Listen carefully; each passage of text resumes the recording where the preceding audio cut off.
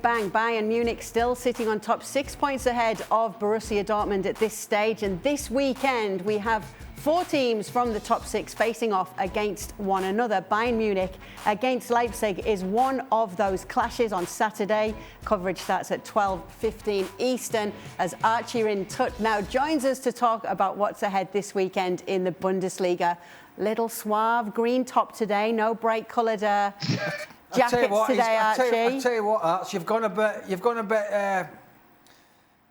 bit safe today, I think. I'll take that. Sometimes you've got to mix things up. You know, you can't always be going for the same stuff. You've got to be, keeping people on their toes. So that was my thinking. Like it, Archie. OK, so now that we've got Fashion Corner out of the way, let's talk about this game between Bayern and Leipzig coming up, because this is 2 coaches facing off against one another who went to coaching school together. It's almost as if you knew what the sporting headline was today in you have the papers today. What does that say? Oh, I do.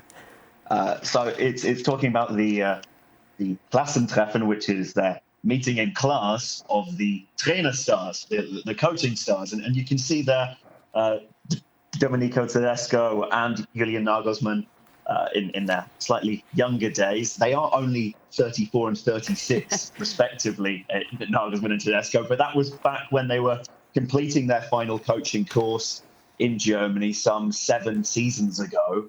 And Julian Nagelsmann was talking in the press conference about how, because he was the youngest in the class, he didn't want to be the guy who was considered the biggest nerd and was trying to sit at the back of the class. He didn't manage to achieve that. And instead, every time that the main teacher was walking past, he had to make sure that he couldn't Google anything, whilst he said that others in the class got away with watching the Lord of the Rings trilogy 44 times. So,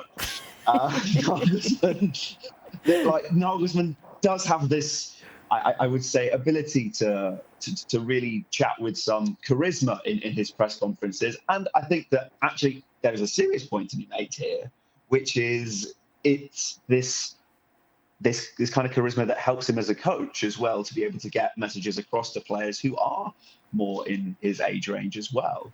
So Domenico Tedesco is somebody who proved himself at Schalke. Things went south there, but as you can see where Schalke are right now, i.e. in the 2nd division, it wasn't all on him.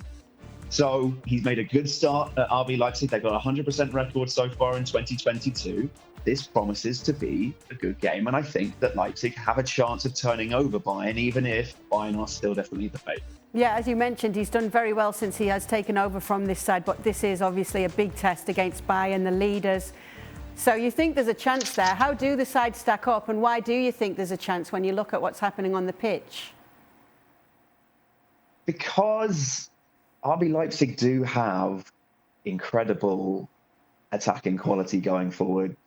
Most prominently, Christopher Nkunku, who is having a terrific season and will definitely have big clubs fishing around him in the summer. I also look at RB Leipzig's bench and the fact that, as it's been predicted, tomorrow they will have Dominik Szoboszlai and Dani Olmo on that bench. And those are 2 players that most in the division would dream of coming off the bench for them.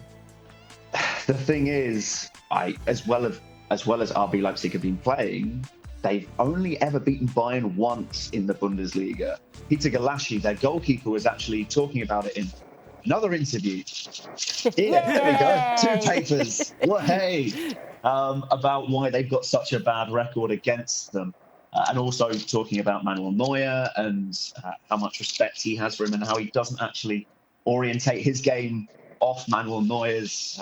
He was more of a fan of Petr Cech and Fulham legend Edwin van der Sar. So I think that the point that overall is to be made is that Leipzig do have the players to do this. It's whether they are quite at that level yet, because Bayern have, particularly before this little mini winter break, have been looking in really good form when they've had all their options available. It looks like they'll go with a back 3 tomorrow again. Luca Hernandez had a bit of a hit in training, but he's recovered. He's okay. And I wouldn't be surprised if Julian Nagelsmann lined up as in attacking a fashion as he did away at Hertha Berlin 2 weeks ago when he played Kingsley Coman, Serge Gnabry, Thomas Muller, Robert Lewandowski. It was very much full power with Leroy Sané as well. Thank you very much for watching ESPN FC on YouTube. For more highlights, analysis and exclusive content, be sure to subscribe.